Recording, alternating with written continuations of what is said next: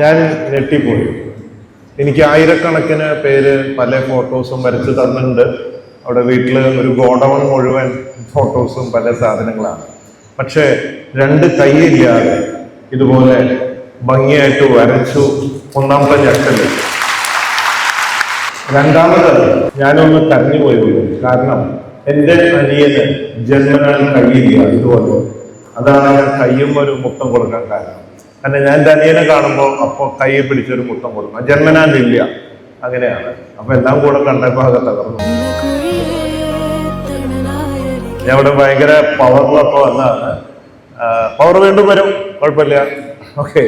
Anyway, കൊച്ചനിയത്തി നമ്മളെ കരയിച്ചു പോയി. ഈ ഫോട്ടോ കണ്ടിട്ടും ഇതൊക്കെ കൂടിയായിരുന്നു. നമുക്കൊക്കെ രണ്ട് കൈയും കാലൊക്കെ ഉണ്ടായിട്ട് എന്ത് കാര്യം? ഞാനൊക്കെ നാണിച്ചു പോവുക അല്ലേ?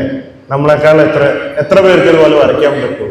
സംഭവിച്ചു. എന്തായാലും താങ്ക് യു വെരി മച്ച്.